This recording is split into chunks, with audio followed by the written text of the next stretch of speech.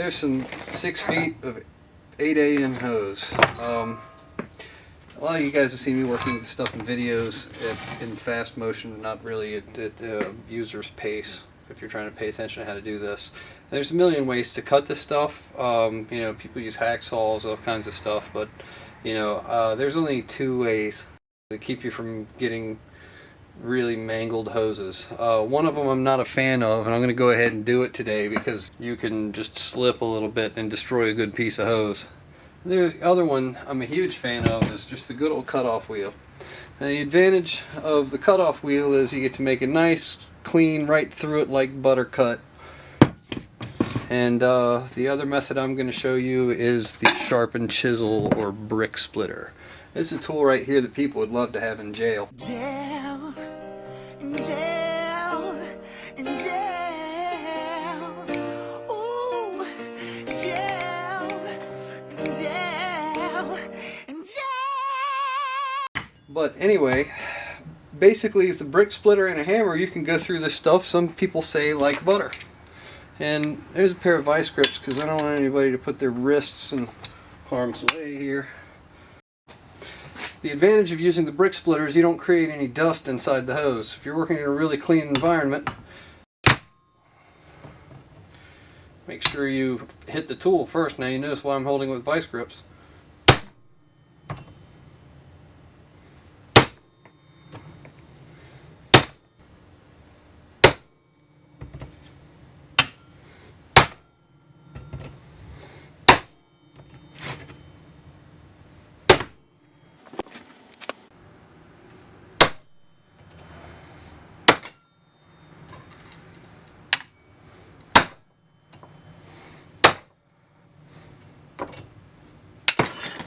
Now you see why I don't like it.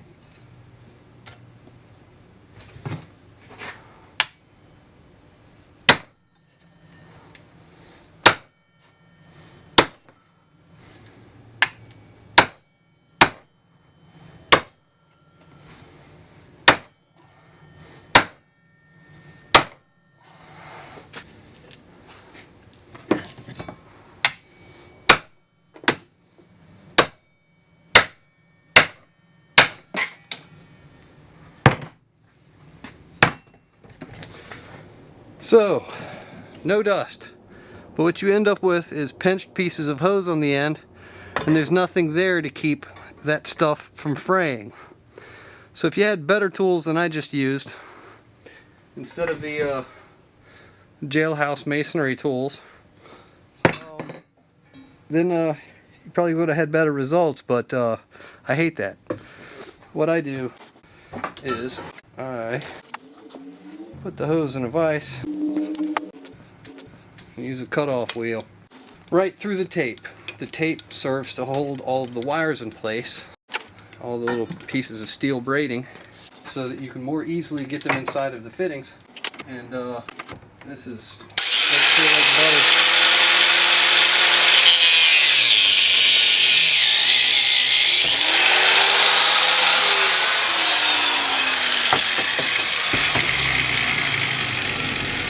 The only thing you have to worry about is you get dust inside the hose. So it's a good idea to have some compressed air around and blow that stuff out. So that's what's up. Another tool that's a good thing to have are tin snips. With the tin snips, you just want to go around the edge and cut the edges of the metal off. And the reason you want to do that is it goes into the fittings much easier. Just go around it and cut any stray ones you see. Alright, assembly's pretty easy. We've got our end prepared here, so that ought to slide easily inside of the collar. And you see the electrical tape on there is not really a problem because actually, if anything, it keeps the fitting from getting as screwed up as it might. All you gotta do is just screw that thing all the way down on there, and you'll see that the electrical tape slides up as you're screwing it on, which is okay. All it was supposed to do was keep the threads aimed toward the inside, and we're bottomed out there. Now, let's see if I can let you see that. See, the rubber goes right up to the edge of those threads on the inside.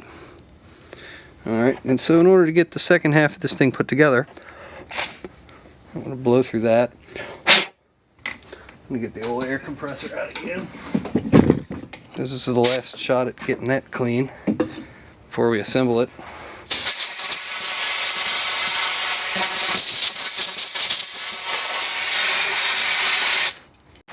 Alright, take this little guy here. And you know what's a really good idea is to spit on it. I'm going to use a little bit of grease. No reason not to do this. It's going to be carrying oil vapor. Just a wee little bit of grease. Just enough to make that easy. And I'll just take this piece, thread it in gently while pressing down on it.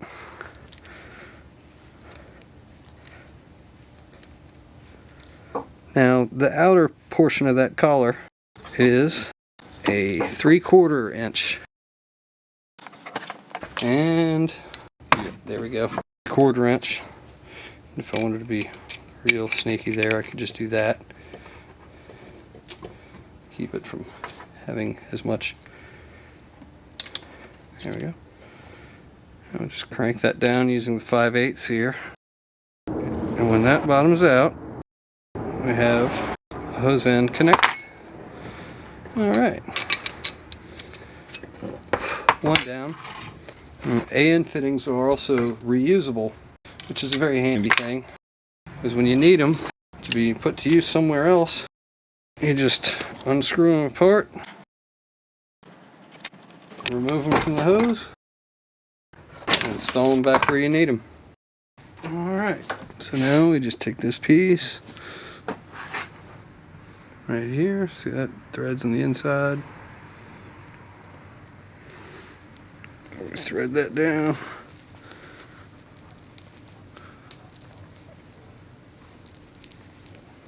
There we go. And when you use the large bolt cutter style AN hose cutters, they have a tendency to pinch the edges and it doesn't make it line up straight on the inside. When you use the chisel method, it does the same thing, and I'm not a big fan of that.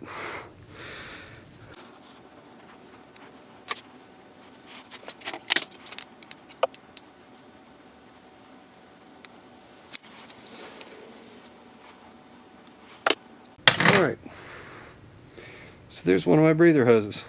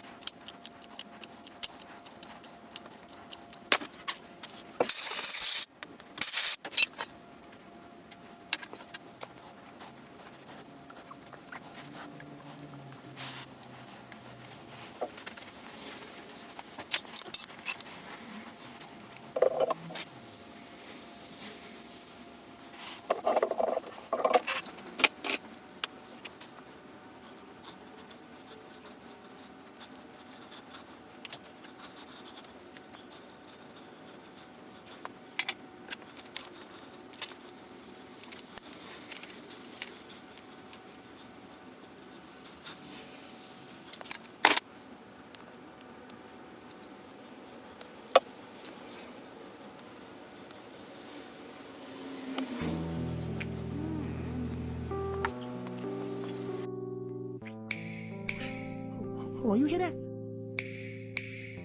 Sound like I hear some snapping or something.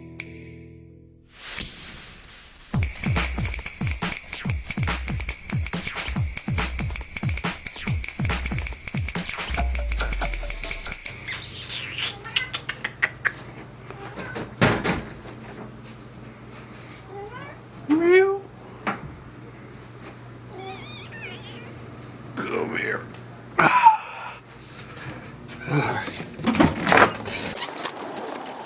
Alright, Caboose.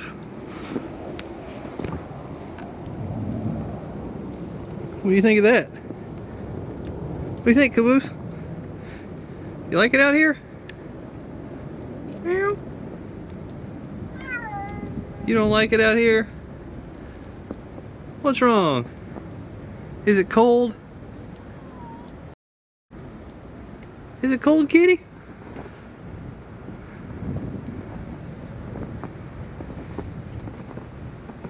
You want to go back inside? Is that what you want? It's weird, isn't it? Yeah, it's all cold. There you go, kitty. Pew! I'm out of here, he says.